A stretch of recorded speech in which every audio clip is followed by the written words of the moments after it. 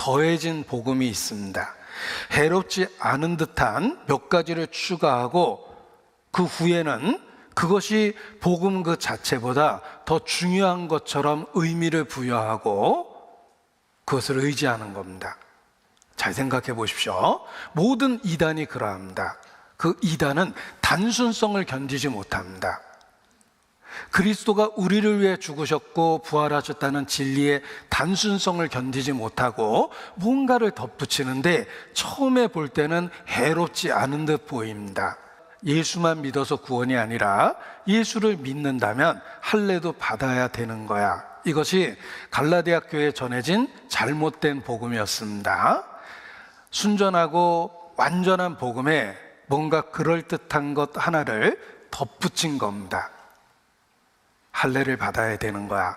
그리고 그 사실을 가르쳐 주지 않은 바울은 사실 12사도 중에 하나도 아니잖아. 그게 바울의 한계야 하고 바울을 비난하기 시작했던 것입니다. 이러한 안타까운 상황 속에서 바울은 사랑을 갖고 그들에게 갈라디아서라는 편지를 쓰게 된 것입니다. 다른 복음을 쉽게 받아들인 그들, 그리고 바울 자신을 비난하기 시작한 그들에게 복음을 전했던 아비의 마음으로 갈라디아서를 기록해 준 것입니다.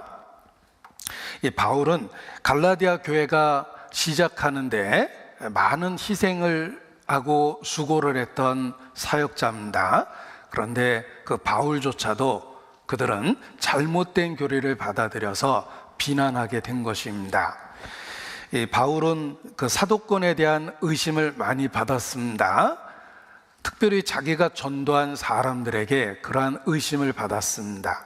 왜냐하면 누군가가 그 후에 와서 바울에 대해서 이간하는 그러한 말을 했기 때문입니다.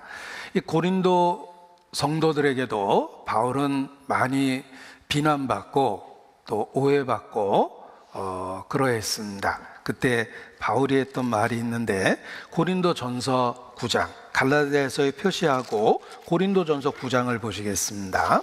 1절입니다. 고린도전서 9장 1절.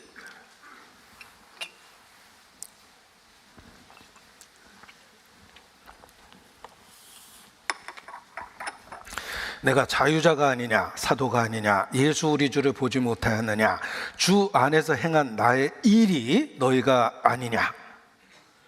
다른 사람들에게는 내가 사도가 아닐지라도 너희에게는 사도니 나의 사도됨을 주 안에서 인친 것이 너희라. 그렇습니다. 이 고린도 교회 자체가 바울의 희생과 수고, 고난 속에 생긴 교회입니다. 그들 한 사람 한 사람이 바울에 의해서 바울의 희생에 의해서 말씀을 듣고 생명을 얻은 사람들입니다. 내가 다른 이에게는 사도가 아닐지라도 너희에게는 사도다. 내가 사도된 것을 인친 것이 바로 너희 자체다 라고 이렇게 이야기하고 있습니다.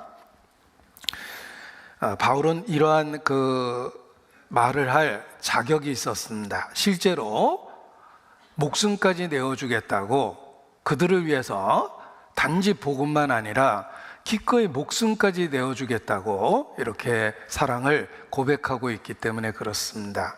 그래서 실제로 희생하고 실제로 헌신하고 실제로 수고했던 것입니다. 내가 다른 사람에게는 사도가 아닐지라도 너희에게는 사도다. 너희가 지금 있다고 생각하는 그 신앙조차도 그 시작은 하나님이 나를 사용하셔서 한 것이니 적어도 너희에게 있어서 나는 사도인 게 분명하다. 나의 사도됨을 잊힌 것이 바로 너희 존재 그 자체다. 이렇게 이야기합니다. 우리가 혹 철없는 자식에게 이 비슷한 대화를 할 때가 있습니다. 아빠가 나한테 해준 게 뭐예요? 엄마가 나한테 해준 게 뭐가 있어? 이렇게 대들던 시절이 있습니다. 그런데 생각해 보면 그 존재 자체가 부모의 희생입니다. 부모의 희생으로 지금 존재하고 있고, 그 아이가 못 좀 안다고 대들고 있는 그 지식조차도 부모의 희생과 헌신 속에서 얻게 된 겁니다. 그가 자기 방문을 꽝 닫고 들어가서 나오지 않는데 그 방조차도 부모가 만들어준 공간입니다. 그가 누리고 있는 모든 것이 사실 부모로부터 온 겁니다. 엄마 아빠가 나한테 해준 게 뭐가 있어? 라고 대들고 있는 그 철없는 자식을 생각해 보십시오. 이 갈라디아 교회나 고린도 교회나 사실 바울에 의해서, 바울의 희생과 고난으로 인해서 탄생했기 때문에 그들이 얼마나 어리석은 변론을 하고 있는지 알 수가 있습니다. 그럼에도 불구하고 바울은 사랑을 갖고 그들을 돌보고 있습니다.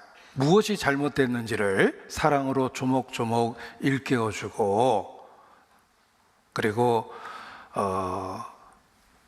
앞으로도 그들을 위해서 참으로 희생할 사람은 바로 내 자신이다라는 이렇게 사랑을 확증시켜주고 있는 내용이 갈라디아서의 내용입니다.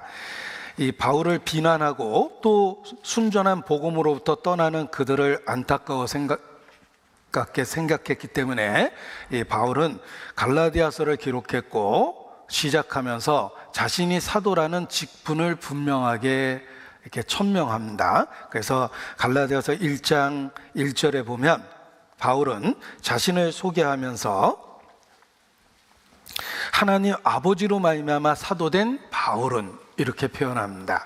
자신의 사도로서의 직분을 내세우고 사도로서의 권위를 내세우며 편지를 시작하고 있습니다. 바울의 다른 서신 속에는 그리스도의 종 바울은 이렇게 표현하는 경우가 많이 있습니다. 어떨 때에는 그리스도의 종, 곧 자신을 섬기는 자로 소개하는데, 갈라디아서와 같이 또 어떤 때에는 사도로서의 직분과 권위를 내세우며 편지를 쓰는 경우가 있습니다. 이것은 교리적으로 아주 중요한 교리를 나타낼 때 사도로서의 권위를 먼저 일깨운 겁니다. 초대교회에 예수님에 대한 글이 넘쳐났습니다. 단지 제자들만 예수님에 대한 이야기를 한 것이 아니라 어디서 간접적으로 소문을 들었던 사람들, 그것을 끌어모아서 예수님에 대한 이야기를 많이 했습니다. 초대교회 그 시절에도 예수님에 대해서 글 쓴 사람들은 참 많았습니다. 그래서 누가가 누가복음을 기록하면서 1장에 보면 그 사실을 이렇게 표현합니다. 우리 중에 이루어진 사실에 대하여 처음부터 말씀의 목격자 되고 일꾼된 자들에 전하여 준 그대로 내력을 저술하려고 붓을 든 사람이 많은지라. 그런 사람이 많았다고 되어 있습니다. 직접 예수님께 보고 들은 사도들도 기록했지만, 제자들도 기록했지만, 그들이 전해준 이야기를 들었다고 주장하고 또 다른 사람의 이야기를 섞어서 글을 쓴 사람이 많았습니다. 그래서 초대교회에도 정경, 이것이 정말 올바른 사도들로부터 나온 가르침인지 외경, 아니면 인정받지 못하는 글들인지를 구별하는 일들이 있었습니다. 정경과 외경이란 단어가 그래서 나온 겁니다. 사도들의 권위로서 인정된 글들이 있고 그냥 떠도는 글들이 있습니다. 지금도 마찬가지죠. 우리가 보고 듣는 내용 중에 믿을 만한 그 근원지에서 나온 이야기가 있고, 떠도는 카더라 통신에서 나온 것도 있죠. SK보다 더 큰 통신사, 세계적인 영향을 갖고 있는 통신사는 카더라라는 통신이라고 그럽니다. 뭐뭐라고 카더라, 이런 소문이라는 뜻입니다. 그런데 그 당시에도 카더라라는 이야기가 모여서 많이 전해졌습니다. 그래서 바울은 그러한 잘못된 것으로부터 구별하기 위해서 사도로서의 권위와 직분을 내세운 겁니다. 그래서 사도된 나 바울은 이렇게 중요한 이야기를 할 때는 직분을 내세워서 이야기를 했습니다. 바울은 사도의 직분이 자기의 어떤 자기 자신의 영광을 위해서 사용한 것이 아니라 그 직분 권위조차도 교회를 세우기 위해서 사용했다라는 것입니다. 지금도 교회 내 직분이 그렇습니다. 집사, 권사, 목사, 이 모든 직분은 개인적인 어떤 명예를 주는 직분이라기보다는 섬김을 위한 직분입니다. 그래서 전 세계 교회를 비교하면 개인적인 명함에 집사, 장로라고 쓰는 데는 대한민국밖에 없다라는 부끄러운 이야기도 있습니다. 교회 내 직분을 사회적인 직분으로 그냥 쓰는 겁니다. 영업하는 호칭으로 쓴다든지 그런 일이 있습니다. 그러나 바울은 사도라는 직분을 사용할 때 교회를 세우기 위해서 올바른 진리를 확증하기 위해서 사도라는 직분을 내세웁니다. 그래서 갈라디아서를 기록할 때는 사도 바울이라는 표현을 쓴 것입니다. 구원받은 이후에 그들은 다른 복음을 받아들이면서 흔들리기 시작했고 혼돈에 빠졌고, 그리고 바울조차도 비난하는 경향이 생겼습니다. 그러한 그들에게 사랑하는 마음을 담아서 갈라디아서를 기록한 것입니다. 그리고 분명하게 다른 복음은 없다라고 선언합니다. 1장 7절, 갈라디아서 1장 7절입니다. 다른 복음은 없나니 너희가 다른 복음 좇는 것, 그건 정말 참으로 이상하고 잘못된 것이다. 다른 복음은 없다. 다만 너희를 요란하게 하여 그리스도의 복음을 변하려 하는 것이다. 그리고 아주 강하게 경고합니다. 우리가 너희에게 전한 복음 외에 다른 복음을 전하면 하늘에서 온 천사들일지라도 저주를 받을지어다. 이보다 더 강한 표현이 어디 있습니까? 우리가 너희에게 전한 복음 외에 다른 복음을 전하면 하늘에서 온 천사들이라도 저주를 받을 것이다. 다른 복음은 없다. 분명하게 선언합니다. 바울이 전한 복음 그 외에 다른 복음은 없다라고 분명하게 선언합니다. 그리고 그 정확한 복음의 핵심이 무엇인지를 다시 일깨워 줬는데 그 표현이 4절입니다. 정확한 복음의 내용이 무엇입니까? 단순하고 분명하고 쉽고, 그러나 한 영혼을 사망에서 생명으로 옮길 수 있는 능력이 담긴 복음, 그 복음이 무엇입니까? 바울은 다른 복음이 없다라고 선언하면서 그 핵심적이고 중요한 복음을 분명하게 일깨웁니다. 그것이 4절입니다. 다른 복음은 없습니다. 복음은 이러한 내용입니다. 은혜 외에 다른 복음은 없습니다. 4절, 이것이 정확한 바울이 전했던 복음이며 우리가 붙잡고 있는 복음입니다. 4절 같이 읽겠습니다.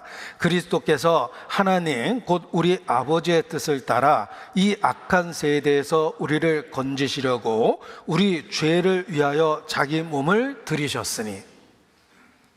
이것이 복음의 핵심적 내용이며 단순하고 쉽고 분명하지만 한 영혼을 생명에 이르게 하는 복음의 핵심입니다. 그리스도께서 자기 몸을 들이셨다. 우리 죄를 위하여 자기 몸을 들이셨다. 이것이 정확한 복음의 내용입니다. 하나님께 영광을 돌리고 사람들에게 기쁨이 되는 복음의 핵심적 메시지입니다. 오직 하나님께만 영광을 돌립니다. 사람에게는 온 세상에 미칠 큰 기쁨의 소식이라는 표현처럼 일생 동안, 아니 영원토록 기뻐할 수 있는 근원이 되는 내용입니다. 일생 동안 기뻐할 수 있는 내용이다. 세상에선 그런 건 불가능합니다. 장가를 가면 1년 동안 행복할 것이고, 이발하면 일주일 동안 기뻐할 것이고, 집을 사면 한 달 동안 기뻐할 것이다, 이런 표현이 있는데 우리가 누리고 있는 기쁨은 다 한시적입니다. 그런데 온 세상이 기뻐할 수 있는 내용, 평생 기뻐할 수 있는 내용, 항상 기뻐할 수 있는 내용, 상황이 변해도 기뻐할 수 있는 내용, 영원토록 지속되는 기쁨을 줄 수 있는 내용은 복음밖에 없습니다. 하늘에는 영광, 그리고 땅에는 기쁨을 주는 그러한 메시지가 복음입니다. 그리스도께서 우리 죄를 위하여 자기 몸을 들이셨다. 이것은 더해질 수 없는 완전한 복음입니다. 고린도 전서 15장 3절 4절, 사도들이 전했던 복음, 바울이 전해주었던 복음, 성경에 기록된 복음, 그것은 분명합니다. 고린도전서 15장 3절 4절입니다. 3절 4절 같이 읽습니다.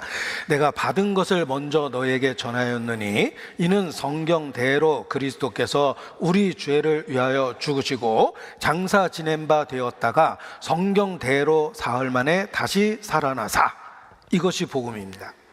그리스도의 죽음 그리고 부활, 그리스도의 고난 그리고 그 후의 영광, 그리스도의 낮아지심 그리고 그 후의 높아지심, 성경대로, 이것이 바울이 전한 복음입니다. 그리고 우리가 전해 받은 시대를 초월해서 2000년이라는 시간을 초월해서 변하지 않고 우리에게 전달된 복음의 내용이 바로 이렇습니다. 그리스도의 죽음과 부활입니다. 그리고 성령은 놀랍게도 그리스도의 죽음과 부활이 우리 죄를 위한 것이다 라고 연결시켜서 깨닫게 해줍니다. 성경대로 그리스도께서 우리 죄를 위하여 죽으시고 성경대로 사흘 만에 다시 살아나셨습니다. 복음입니다. 단순하고 분명하고 쉽습니다. 지식이 없던 시대에 사실 지식을 갖지 못한 사람이 인류 역사상 퍼센테이지로 치면 90%가 될 겁니다. 우리 시대는 아주 특별한 시대입니다. 글자를 읽고 이해할 수 있는 교육받은 시대입니다. 대부분은 지식이 없었는데 그럼에도 불구하고 목숨을 버릴 만큼 확실한 진리를 그들은 갖게 되었습니다. 쉽고 단순하고 분명했기 때문에 그렇습니다. 그것이 복음의 능력입니다. 복음은 완전하며 충분하며 만족된 진리이며 더 이상 다른 것을 기웃거릴 필요가 없는 완전한 진리입니다. 그것이 복음입니다. 그런데 갈라디아 교회는 그 복음에서 속히 떠났습니다. 그 위기 앞에 바울이 눈물로 갈라디아서를 쓴 겁니다. 너희가 복음에서 속히 떠나 다른 복음을 좇는 것을 이상히 여기노라.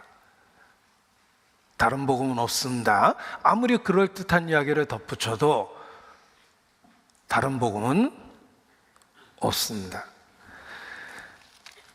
우리가 복음을 듣고 중요한 책임과 의무를 갖게 됩니다.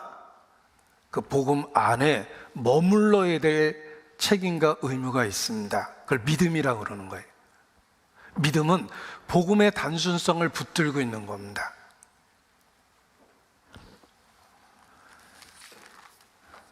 요한 2서입니다. 1장 9절. 요한이서 1장 9절.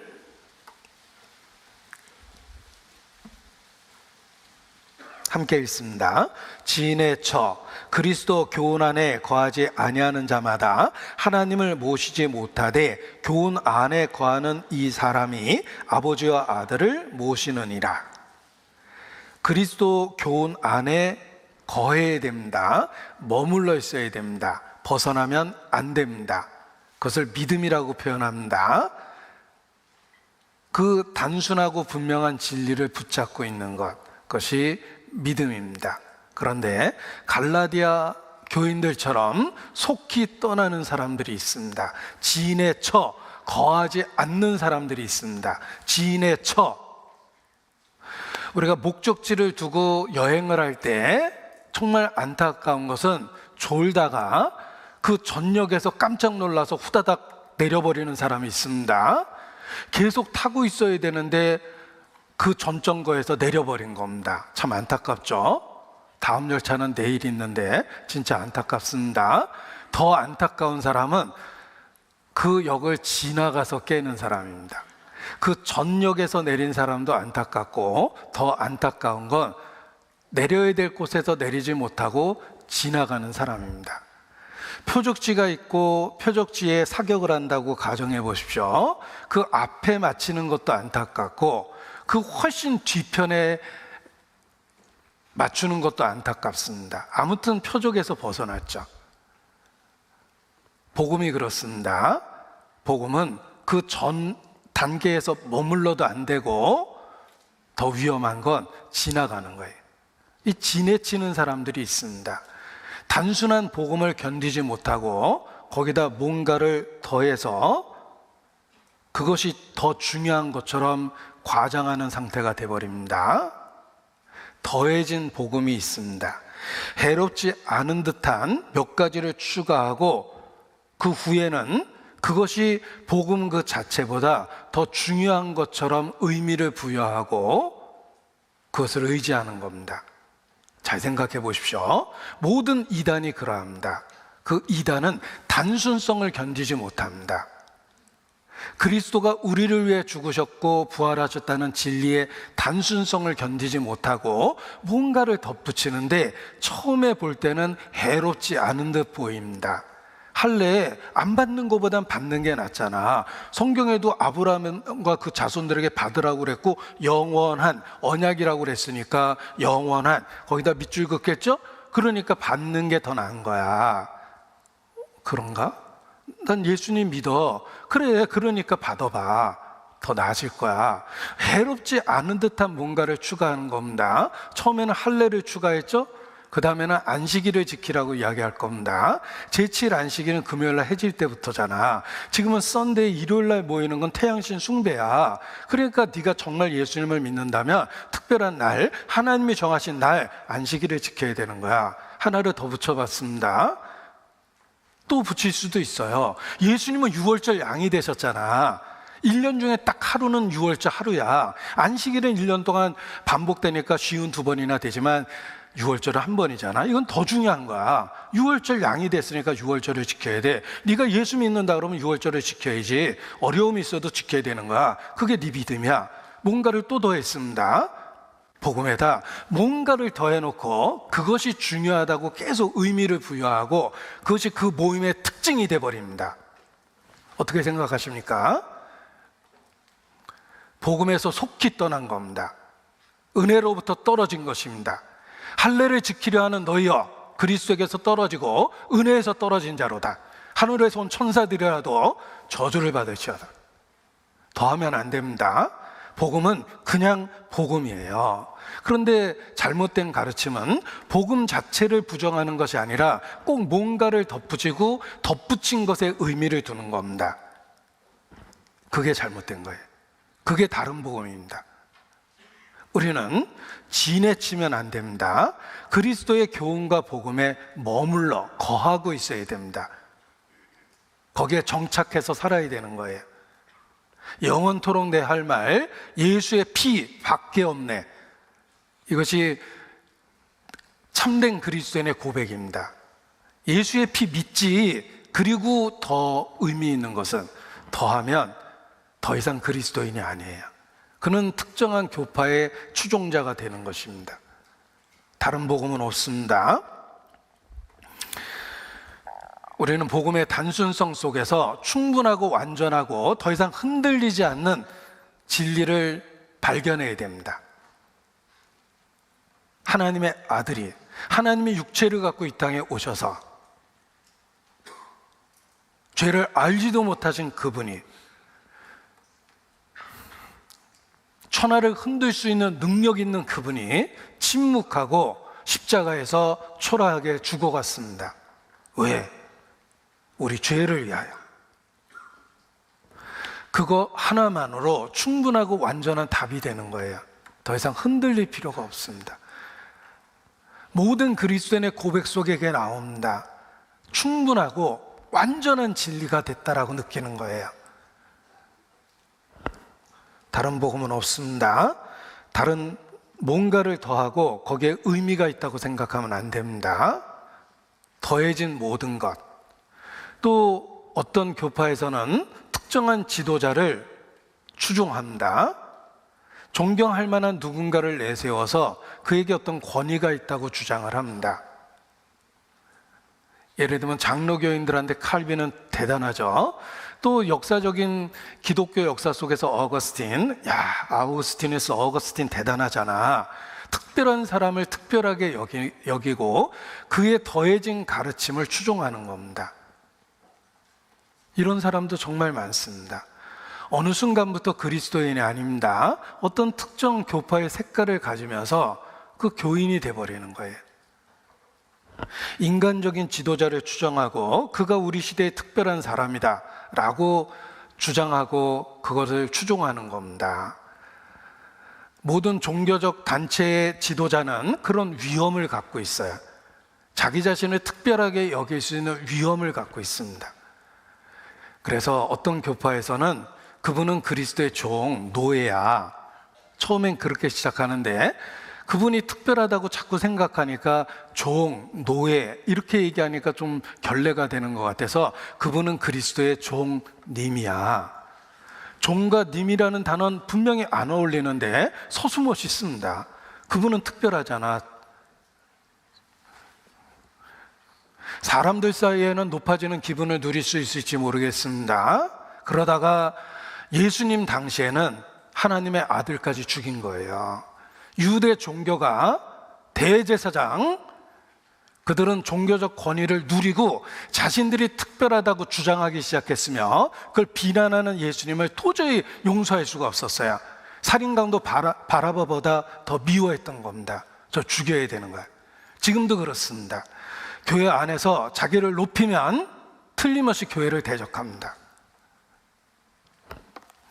특별한 사람을 이 시대의 특별한 지도자처럼 여기는 것, 그것도 복음으로부터 멀어지는 것입니다.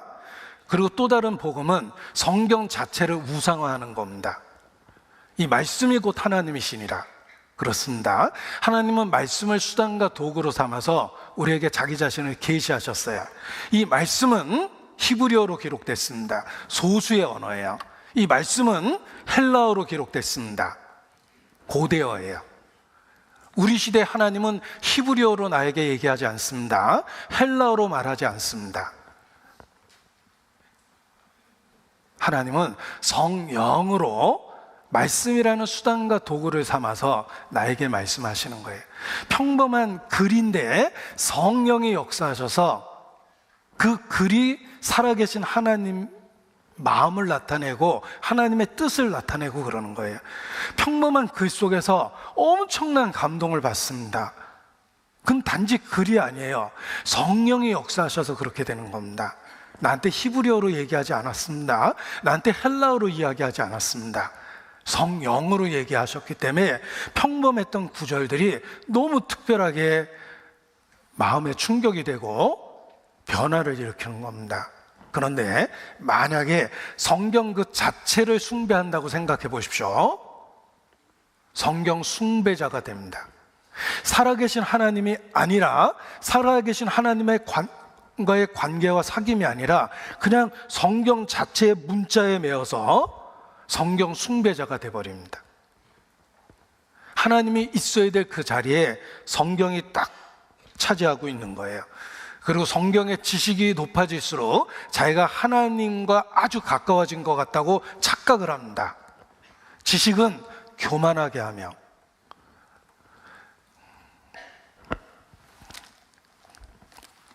지식이 늘면 늘수록 살아계신 하나님과의 거리가 느껴져서 겸손해져야 되는 게 올바른 것입니다.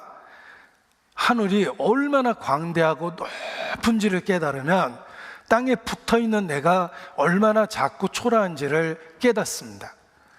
하늘을 지식과 이론으로 배우면 우주도 자기 머릿속에서 다 계산되죠. 자기가 우주보다 더 큰 존재 같은 착각이 생깁니다. 하나님에 대해서 그렇습니다. 성경을 문자적으로 숭배하자라는 뜻이 아닙니다. 하나님이 있어야 될 그 자리에 성경을 중심에다 두면 살아계신 하나님은 점차 사라지고 그분과의 친밀한 사귐과 교제는 점차 멀어집니다. 그리고 차가운 지식만 쌓이고 지식은 교만하게 합니다. 자기가 많이 알고 있다는 거 하나만으로도 하나님 앞에 높아진 것처럼 착각을 버리고 자신의 지식이 자신의 신앙인 것처럼 착각이 생겨서 다른 사람을 쉽게 판단하고 교만한 행태를 보입니다. 오래전 교회에서 경험한 일입니다. 화장실에서 손 씻을 때마다 비누가 없네. 비누가 없었습니다. 일회용 비누도 사보고 아무튼 불편하지만 그냥 비누가 없네 하고 다녔는데 어느 날 비누가 생겼어요. 너무 반가웠습니다. 그리고 사용을 했습니다. 비누가 계속 있었습니다. 나중에 그 비누가 왜 있는지를 알게 됐어요. 나와 똑같은 생각했던 한 형제가 비누가 있으면 좋겠다라는 생각을 하고 그 순간에 결심을 했습니다. 비싸지도 않은 거니까 내가 비누는 내가 여기다 갖다 놔야 되겠다. 그 결심으로부터 그 후로부터 계속 비누가 거기 있었던 거예요. 저는 개인적으로 반성하고 회개했습니다. 나는 성경을 읽고 있기 때문에 지식이 점차 많아지고 있는데 비누 하나 내 손으로 갖다 놓을 만큼 믿음이 없었던 거예요. 실천이 없었던 거예요. 지식은 지식일 뿐입니다. 지식이 삶의 변화를 일으키는 건 하나님하고의 관계와 사귐 속에서 변화를 일으키는 겁니다. 그런데 우리가 잘못하면 지식 자체를 우상처럼 여기고 지식이 많아지는 것이 자기 신앙이 높아진 것처럼 착각을 합니다. 그리고 쉽게 판단하고 정죄하고 말재주를 핍니다. 어떤 분이 아주 두꺼운 기독교를 비난하는 책을 썼습니다. 대한민국에 큰 열풍을 일으켜서 베스트셀러가 됐어요. 기독교를 적나라하게 비난했습니다. 베스트셀러 작가가 됐습니다. 그거 달달달 외워도 사실 이 비난하는 내용 갖고 구원받을 사람은 한 사람도 없어요. 그냥 냉철하게 객관적으로 잣대를 갖고 비난한 거예요. 그리고 어느 날 그 사람이 배도자가 되고 대놓고 하나님을 비방하고 불신자가 돼 있는 걸 봤습니다. 그렇게 정교한 논리로 비난했던 사람이 결국은 자신의 신앙 하나 지키지 못한 겁니다. 지식이 그렇습니다.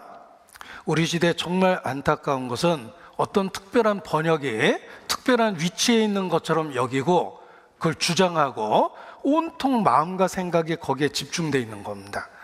그것도 하나님, 살아계신 하나님의 위치 속에 죽은 문자인 성경을 우상처럼 세워놓은 결과입니다. 성경 숭배자예요. 하나님을 숭배하는 게 아니라 성경을 숭배하는 거예요. 특별한 번역본이 완전한 번역이고 섭리로 보존하고 단어 하나하나조차도 영감됐다고 주장하고 이것이 정말 특별하고 다른 것들은 의미 없다라고 그냥 100% 정죄해버립니다. 자신들이 특별한 성경을 갖고 있다라고 주장하며 특정한 교파를 유지하고 있습니다. 그 가장 강하게 주장했던 분은 엄청난 독설가입니다. 몇 년 전에 돌아가셨어요. 근데 그 아류들이 참 많습니다. 그 똑같은 주장을 하는 사람이 대한민국에도 있고 외국에도 있습니다. 정말 그렇습니까? 하나님이 있어야 될 그 자리에 성경 본문을 올려놓은 거예요. 성경 숭배자입니다. 또 다른 우상 숭배요, 또 다른 복음입니다. 우리가 중요한 것은 복음 그 자체를 붙들고 그 복음 그 자체를 우리 심장의 엔진으로 삼아야 돼요. 우리 생명의 엔진으로 삼아야 됩니다. 우리 육체의 심장처럼. 우리에게 생명의 근원인 심장이 있다면 복음 그 자체입니다. 단순합니까? 그 단순해 보이는 복음이 우리를 살아있게 만드는 거예요. 심장의 단순한 펌프질하는 운동이 생명 유지의 원동력이 되는 것처럼 복음이 그렇습니다. 복음은 우리에게 완전하고 충분하고 다른 걸 기웃거리지 않아도 될 만큼 그러한 진리입니다. 그 진리에 머물러 있는 것이 진정한 믿음입니다. 그것으로 감동되고 그것으로 변화될 힘을 얻어야 됩니다. 그리스도의 사랑이 우리를 강건하십니다. 복음 자체의 단순성을 붙잡고 있어야 된다라는 이야기를 갈라디아서를 보면서 더욱더 생각을 했습니다. 갈라디아서 4장입니다.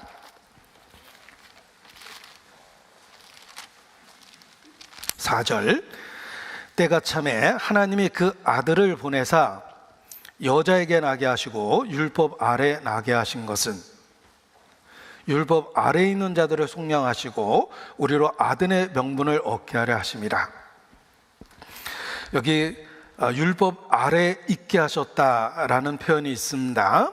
그것을 4장 1절부터 이렇게 설명합니다. 내가 또 말하노니 유업을 이을 자가 모든 것의 주인이나 어렸을 동안에는 종과 다름이 없어서 그 아버지의 정한 때까지 후견인과 청지기 아래 있나니 이와 같이 우리도 어렸을 때 이 세상 초등 학문 아래에 있어서 종노릇하였다. 정하신 때 그 전까지, 아버지가 정한 때까지는 후견인과 청지기 아래 있었던 것처럼 우리는 세상의 초등 학문 아래 있었고 율법 아래 있었다. 때가 참에 드디어 약속하신 대로 하나님의 아들이 오셨다. 율법 아래 있었던 시기가 있습니다. 그 아버지의 정한 때가 이르기 전까지 우리는 후견인과 청지기 아래 있었습니다. 세상의 초등 학문 아래 있었습니다. 율법 아래 있었습니다. 그리고 정한 때에 마침내 그 아들이 이 세상에 오셨습니다. 자, 율법 아래 있었다. 그냥 간단하게 얘기하면 구약 시대입니다. 구약적 가르침입니다. 정한 때에 하나님이 드디어 아들을 보내셨습니다. 신약 시대죠. 구약 시대가 있고 신약의 시대가 있습니다. 초등학문 율법 아래 있었던 시절이 있고, 그리고 아들이 온 이후에 더 이상 율법 아래 있지 않습니다. 초등학문 아래 있지 않습니다. 살아계신 하나님의 아들과의 친밀한 교제 속에 있게 되었습니다. 역사적으로는 구약이 있었고 그 후에 신약이 있습니다. 구별하셨습니다. 율법은 모세로 말미암아 온 것이요 은혜와 진리는 예수 그리스도로 말미암아 왔다. 율법을 주신 시대, 그리고 마침내 은혜와 진리를 주신 시대. 보라, 지금은 은혜 받을 만한 때요, 보라, 지금은 구원의 날이로다. 지금 이전의 시대에는 후견인과 청지기 아래에 있었던 시대입니다. 율법 아래에 있었던 시대입니다. 우리 개인적으로도 그렇습니다. 내가 그리스도를 만나기 전 나는 세상의 초등학문 아래에 있었습니다. 하나님이 정하신 때가 되기까지 그렇게 있었습니다. 그리고 율법 아래 있기도 했습니다. 율법 아래 있을 때, 세상의 초등학문 아래 있을 때, 그리스도를 만나기 그 이전의 시대들 잘 생각해 보십시오. 나는 죄악 중에 출생되었고 죄악 가운데 태어났습니다. 죄성이 가득한 육체를 갖고 어린 시절을 보냈고 청소년기를 보냈고 인생을 살고 있고, 그리고 지금도 세상에 있는 이 세상에서 살고 있습니다. 그리스도를 발견하는 과정이 된 거예요. 죄와 악이 무엇인지를 내 육체로 경험하면서 의롭고 거룩한 것을 사모하게 되었고, 슬픔을 경험하면서 슬프지 않은 것을 사모하게 되었고, 고통받으면서 고통받지 않는 것을 사모하게 되었고, 어둠에 지쳐서 빛을 사모하게 되었습니다. 사람들에게 배반당하면서 배반하지 않는 세상을 사모하게 되었고, 영원한 것을 생각하게 된 겁니다. 그것이 아버지의 정한 때까지 있었던 그 시기입니다. 초등학문 아래 있었고 율법 아래 있었어요. 그리고 그 시절을 살아내면서 내가 어둠 가운데 있다는 것을 뼈저리게 깨달았고, 하나님이 계신 빛이라는 세계를 사모하게 되었습니다. 우리가 몸이 아프면 찌긋찌긋하죠? 어떻게 이 통증에서 벗어날 수 있을까? 다시는 아프지 않은 곳을 사모하게 돼 있어요. 정말 슬플 때 슬프지 않은 상태를 사모하게 됩니다. 그러한 세계를 사모하면서 내가 빛이신 하나님 앞에 어둠 속에 있고 내가 살고 있는 이 세상이 하나님과 분리되어 있다는 걸 안 겁니다.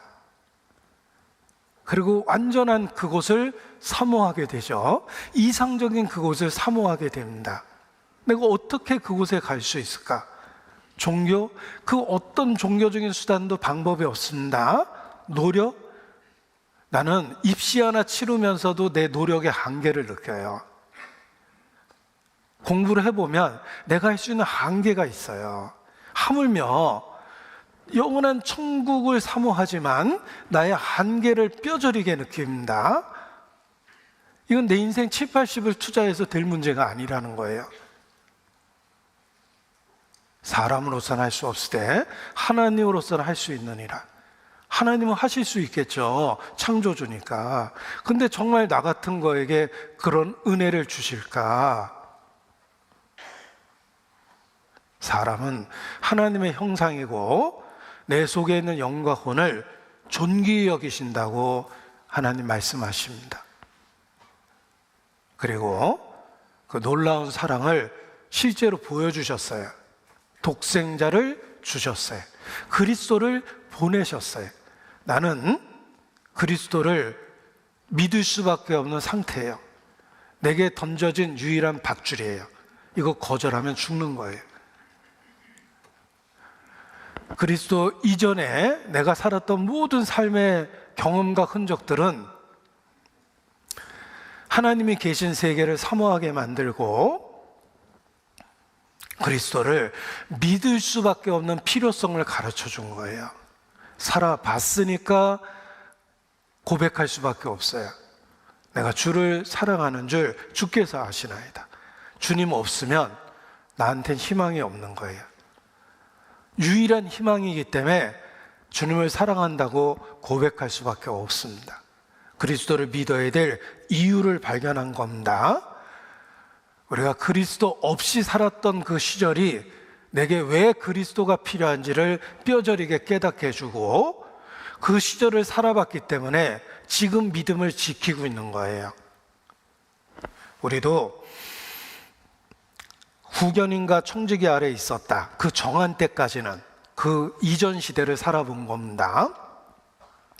죄성을 갖고 태어나서 유혹이 가득한 이 세상에서 그리스도 없이 살아봤거든요.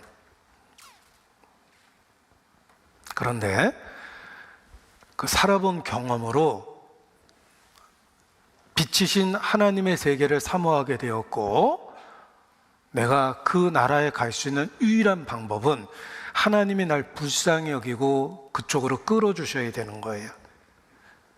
하나님은 기꺼이 독생자를 주셨어요.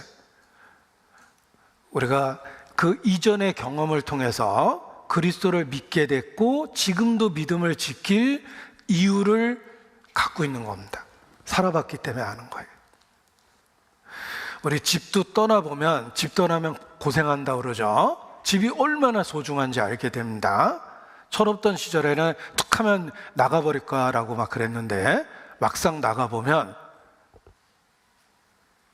집이 얼마나 소중한지 깨닫게 됩니다. 우리는 그리스도 없이 살았던 시절 때문에 그리스도를 믿어야 될 이유를 본 겁니다. 그리고 믿을 수밖에 없었던 거예요. 하나님께서 때가 참에 아들을 그 세상에 보내주셨습니다. 때가 참에 하나님의 계획 속에서 가장 적절한 때에, 완전한 그때에 아들을 보내셨습니다. 역사적으로 그러했고 개인적으로도 그러했어요. 내가 주님을 만났던 그날 잘 생각해 보면 때가 참해예요. 하나님의 시간표상 가장 적절하고 완전한 그때 나를 불러주신 거예요. 그래서 우리가 그리스도를 만날 수 있었던 것입니다. 갈라디아서 4장 4절입니다. 보시죠. 때가 참에 하나님이 그 아들을 보내사, 때가 참에 하나님이 그 아들을 보내셨습니다. 실제로 육체를 갖고 이 땅에 오셨습니다. 단지 오신 게 아니죠. 동정녀 마리아의 몸에 성령으로 실제로 잉태해서 만삭의 기간을 거쳐서 태어나셔서 그 유아기를 거쳐서 성장하시고 하나님이 정한 그때 십자가에 못 박히셨습니다.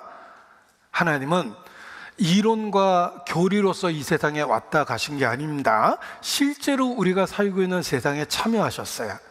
육체를 갖고 태어나서 내가 살고 있는 이 세상에 참여하셨습니다. 예수님은 실제적으로 이 땅에 오셔서 실제적으로 고통을 받고 실제적으로 매를 맞고 죽고 부활하셨어요.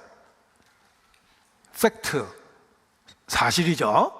실제로 있었던 팩트예요. 제가 팩트다, 실제로 있었다라는 걸 강조하는 이유가 있습니다. 그리스도께서 실제로 와서 십자가에 고난받고 죽으셨습니다. 그리고 실제로 부활하셨어요. 그렇다면 그 결과도 이론과 현실이 아니라 실제로 이루어졌다는 것입니다. 그리스도의 사역은 헛되지 않습니다. 육체를 갖고 이 땅에 오셔서 고난받고 죽으셨습니다. 실제로 팩트예요. 그 결과도 팩트예요. 우리 죄를 진짜 담당하시고 우리 죄값을 받으신 거예요. 그리고 부활하셨어요. 실제로 그 결과도 나한테 팩트예요. 정말 나를 받아주신 거예요. 그의 부활하심을 통해서 나의 부활에 대한 보증이 된 거예요. 정말 나 같은 걸 받아주셨을까? 부활하심을 통해서 결과를 보여주신 거예요. 예수님은 교리적으로 만들어낸 사건 속에 등장한 게 아닙니다. 그래도 대단한데 역사라는 현장에 실제로 오셔서, 우리 빌라도가 실제적인 인물이라는 거 아시죠?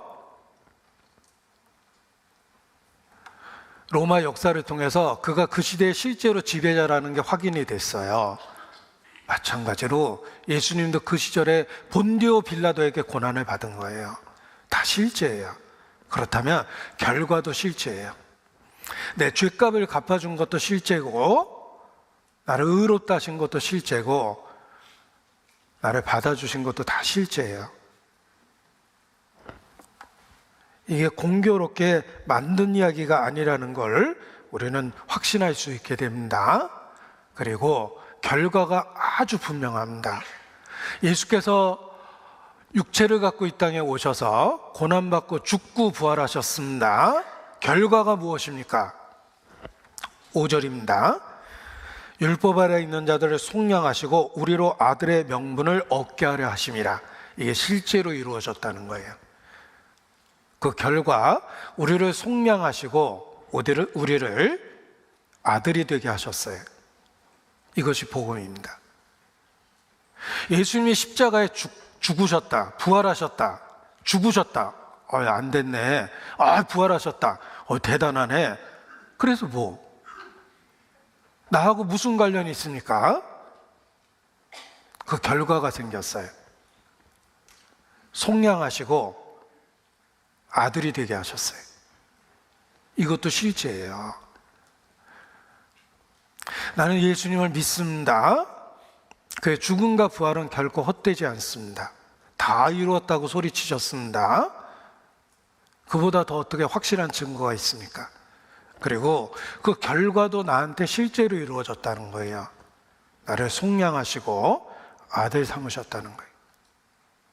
여기 속량이라는 단어를 생각해 보십시오. 예수님이 하신 단어를, 예수님이 이루신 일을 여러 가지로 표현합니다. 우리를 구원하셨습니다. 위기로부터 성공적으로 벗어나게 하다. 구원하셨습니다. 대속하셨습니다. 예수님의 죽음은 자기의 문제를 해결하신 것이 아니라 우리를 대신한 값을 치르신 사건입니다. 대신했다. 대속이라는 말로 강조됐죠? 구속하셨어요. 대가가 지불됐단다. 속량하셨어요. 새로운 신분을 얻게 하셨어요. 보십시오. 예수님의 십자가에 이루신 그 일을 구원하셨다, 대속하셨다, 구속하셨다, 속량하셨다. 다양한 단어를 쓰신 이유는 십자가에서 어떤 일이 일어났는지를 우리에게 상호 보완적으로 설명해 주신 겁니다. 나를 위기로부터 벗어나게 해주셨어요. 내가 구원을 받았어요. 대속하셨어요. 내가 죽어야 될 자리에서 대신 죽은 거예요. 구속하셨어요. 대가가 지불됐다라는 걸 강조하신 거예요. 날 그냥 값없이 구원한 게 아니라 엄청난 대가가 지불됐다는 것을 구속이라는 단어로 표현하셨습니다. 그리고 지금 있는 본문 속량하셨어요. 대가가 지불돼서 속량이라고 그랬죠. 속자라는 말은 살속, 바꿀속, 무역할속. 대가가 지불됐다. 양자는 어질 양, 좋은 양. 어질 양이라고 그러죠? 양민이 됐다는 뜻이에요. 노예가 아니라 자유인이 됐다는 뜻이에요. 신분, 나한테 새로운 신분을 주셨어요. 속량. 그래서 십자가에서 무슨 일이 일어났는지를 그 다양한 단어로 설명해 준 겁니다. 단지 죄가 용서받았다, 속죄에 대한 보증이다 라고만 생각한다면 정말 어리석은 겁니다. 그리스도께서 엄청난 대가를 지불하셨다는 것도 아셔야 되고, 그 결과 우리에게 새로운 신분을 주셨다는 것도 아셔야 됩니다. 속량하셨어요. 양민이 되게 하셨어요. 우리에게 새로운 신분을 주신 것입니다. 이 속량이라는 말 속에 대가가 지불됐다는 게 강조되어 있고, 그 결과 새로운 신분, 노예의 신분에서 자유인의 신분이 됐고 양민의 신분을 갖게 되었다. 법적으로 완전한 실제적인 신분의 변화가 이루어졌다는 것을 속량이라는 단어로 보여준 겁니다. 나를 속량하셨습니다. 이런 다양한 단어는 십자가에서 예수께서 어떤 일을 이루셨는지 상호 보완적으로 설명하고 있는 단어들입니다. 나에게 법적으로 새로운 신분을 분명하게 주셨습니다. 창조 이후에 놀라운 일을 두 번 우리를 위해서 행하십니다. 창조 이후에 우리를 위해서 놀라운 일을 두 번 행하신다고 표현했습니다. 첫 번째 4절, 하나님이 그 아들을 보내사. 두 번째 6절, 너희가 아들인 거로 하나님이 그 아들의 영을 우리 마음 가운데 보내사. 똑같은 표현이라는 거 아십니까? 하나님이 보내셨습니다. 첫 번째는 아들을 보내셨고 두 번째는 성령을 보내셨습니다. 하나님은 두 팔로 우리를 안아주셨습니다. 성부께서 두 팔을 내밀어서 우리를 안아주셨는데 독생자를 주셨습니다. 그의 십자가의 사역을 통해서 성령을 우리 마음에 주셨어요. 두 팔로 우리를 꽉 잡아주신 거예요. 아들을 보내셨고 아들의 영을 우리 개인에게 보내셨어요. 그래서 아들이 되게 하신 거예요. 아들의 영, 성령을 주셨기 때문에 아바 아버지라 부르실 수 있게 되었습니다. 6절입니다. 너희가 아들인 거로 하나님이 그 아들의 영을 우리 마음 가운데 보내사 그 아들의 영을 통해서 아바 아버지라 부르게 하셨느니라. 제가 말을 추가한 이유가 있습니다. 아바 아버지라 부르게 할 수 있는 이유가 아들의 영을 주셔서 가능해진 거예요.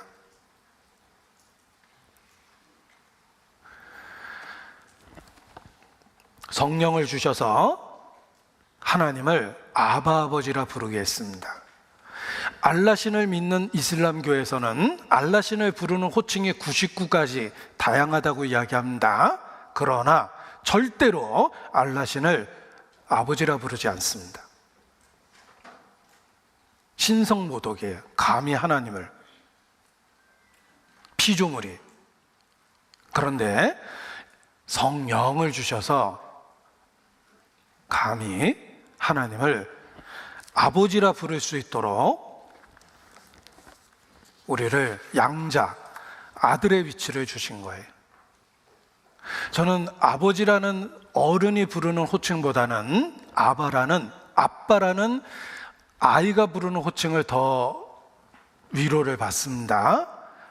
내가 하나님 앞에 정말 유치하고 어린아이고 보잘것없고 작아 보입니다.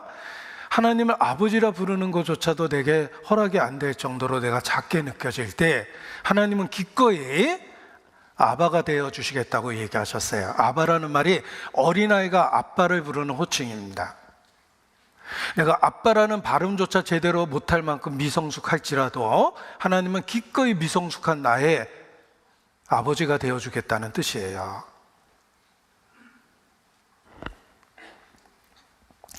우리 자신이 육체를 갖고 이 땅에서 살면서 우리 자신이 얼마나 초라합니까? 얼마나 보잘것없습니까? 얼마나 작습니까? 사회적으로도 작고 정말 대자연 앞에 인간은 너무 작고 내 삶 자체가 너무 초라하고 보잘것없습니다. 그럼에도 불구하고 그리스도 안에서 아들의 영을 주셔서 아바라고 부를 수 있도록 은혜를 주신 거예요. 그리고 단지 아버지라고 부를 수 있는 정도가 아니라 실제적인 보호와 인도하심을 주십니다. 실제적인 보호와 인도하심을 주십니다. 구원받았다는 건 단지 죄를 용서받고 천국에 들어간다는 뜻이 아니라 이 땅에서 하나님과 가장 친밀한 관계와 사귐을 가지며 살아갈 수 있게 되었다는 뜻이며 잠시 후에 그 관계와 사귐이 영원한 곳까지 이어질 거라는 뜻입니다. 나는 아들이 되었습니다. 그리스도 안에서. 그리고 하나님은 기꺼이 아버지라 부르게 하십니다. 나의 연약한 음성, 아빠라고 부르는 음성조차도 하나님은 기꺼이 듣고 기뻐하십니다. 우리의 연약함을 받아주겠다는 뜻이에요. 찬송의 가사를 소개해 드리겠습니다. 힘들고 지쳐 낭망하고 넘어져 일어날 힘 전혀 없을 때에 조용히 다가와 손잡아 주시며 나에게 말씀하시네. 나에게 실망하고 내 자신 연약해 고통 속에 눈물 흘릴 때에 못자국 난 그 손길 눈물 닦아주시며 나에게 말씀하시네. 너는 내 아들이라 오늘날 내가 너를 낳도다. 너는 내 아들이라 사랑하는 내 아들이라. 힘들고 지쳐 낭망하고 넘어져 일어날 힘 전혀 없을 때 조용히 다가와 손잡아 주시며 나에게 말씀하시네. 나에게 실망하고 내 자신 연약해 고통 속에 눈물 흘릴 때 못자국 난 그 손길 눈물 닦아주시며 나에게 말씀하시네. 하나님의 보호와 인도하심이 있으며 아바, 우리의 연약한 상태에서도 응답해 주시는 하나님이십니다. 더 이상 두려움에 떨지 않고 친밀한 아들의 영을 주셨습니다. 당당하고 담대해질 수 있는 신분을 주셨어요. 그리고 하나님의 자녀가 되었기 때문에 때로는 징계받고 책망받는 시기도 있지만 그조차도 하나님이 나를 사랑한다는 증거며 하나님하고의 관계에 대한 증명이기 때문에 책망받을 때도 감사하고 징계받을 때에도 찬양할 수 있습니다. 우리에게 아들의 영을 주사 아바 아버지라 부르짖게 하셨습니다. 그리고 놀라운 것은 유업을 이을 자니라. 아들입니다. 상속권이 있습니다. 유업을 이을 자입니다. 유업이 무엇입니까? 하나님은 선하십니다. 세상에 있는 선은 다 하나님으로부터 온 것입니다. 하나님 보시기에 좋았더라. 하나님 보시기에 좋은 아름다운 것들이 세상에 가득합니다. 우리는 실물적이고 모형적인 그 아름다운 것들만 봐도 감격하고 즐거워합니다. 그 선하신 하나님, 그 선하신 하나님께서 이루시는 모든 선한 것들에 대한 상속자가 됐다는 뜻이에요. 유업을 이을 자예요. 하나님이 예비하신 유업이라면 정말 놀라운 것입니다. 이 광대한 우주를 만드신 스케일이 큰 하나님을 생각해 보십시오. 그의 유업이 어떠하겠습니까? 이 땅에서도 우리는 세상적인 기쁨 갖고 한없이 즐거워했던 시절이 있습니다. 그 모든 기쁨의 근원이 하나님 자신이며 그 하나님께서 이루시는 선한 것들의 모든 유업을 우리가 그리스도 안에서 누리게 된다는 뜻입니다. 유업을 이을 자예요. 감사하지 않을 수 없습니다. 그리고 비록 지금은 연약한 육체 속에서 초라하게 살고 있고 때로는 내 안에 잔존해 있는 죄성 때문에 내 자신이 정말 하나님의 자녀일까라는 의심이 들기도 하지만 확실한 그리스도의 진리 앞에서 우리는 다시 위로받고 담대함을 갖습니다. 우리에게 소망을 주셨는데 어느 날 주께서 오시면 더 이상 우리는 초라하지 않습니다. 주의 의의 형상과 같이 변화됩니다. 그 소망을 우리에게 확실하게 주셨습니다. 갈라디아서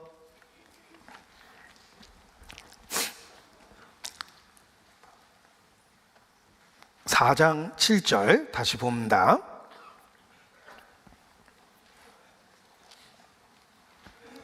그러므로 내가 이후로는 종이 아니요 아들이니 아들이면 하나님으로 말미암아 유업을 이을 자니라. 모든 좋은 것을 누릴 수 있는 확실한 소망이 있다는 것입니다. 요한 1서 3장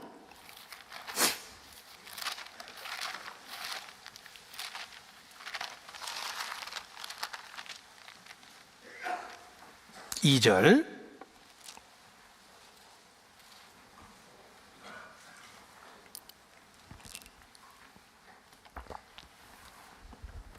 같이 읽겠습니다.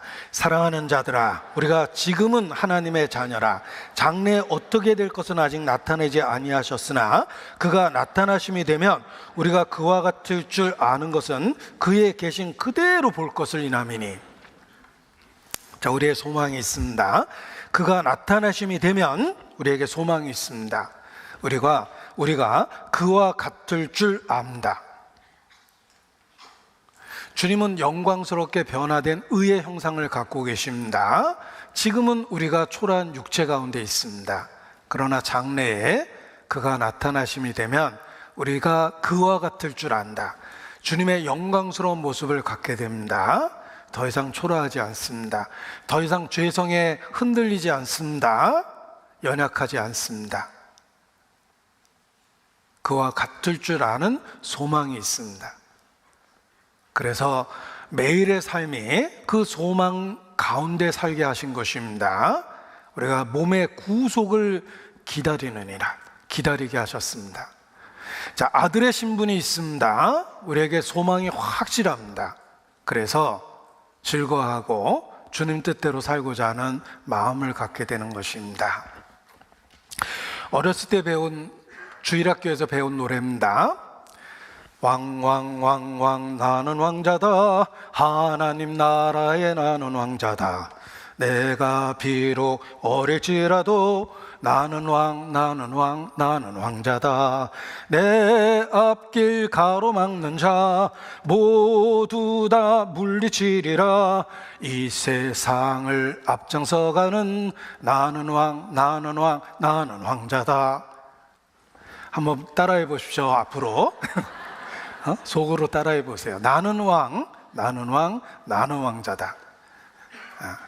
비록 지금은 아직은 초라하지만 확실한 소망을 주셨습니다. 먼저 우리에게 아들이라는 신분을 이미 주셨고, 그리고 몸이 구속될 것이라는 소망을 주셨습니다. 우리가 이 소망 가운데, 확실한 소망 가운데 살고 있기 때문에 이 땅에서의 삶을 감사와 찬송으로 보낼 수 있는 것입니다. 요한 1서 3장 1절입니다. 요한 1서 3장 1절.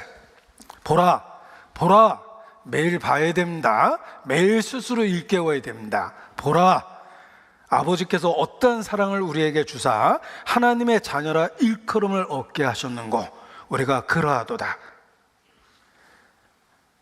아버지께서 어떤 사랑을 우리에게 주셨습니까? 속량과 양자됨의 은혜를 주셨습니다. 보라, 매일 봐야 됩니다. 매일 일깨워야 됩니다. 그 매일의 일깨움이 우리가 어떤 상황에서든지 감사 찬송을 하게 만들어주는 것입니다. 그리스도 안에서 우리를 속량하셨고 그리스도 안에서 우리를 아들 되게 하셨습니다. 그 놀라운 은혜를 십자가라는 고난과 죽음이라는 엄청난 대가를 치러서 우리에게 은혜로 주셨습니다. 보라, 아버지께서 어떤 사랑으로 우리를 사랑하셨는가? 어떤 사랑을 주셨습니까? 독생자를 주셨습니다. 그 결과 속량과 양자됨의 은혜를 주셨습니다. 감사하고 찬양하며 살아야 되겠습니다.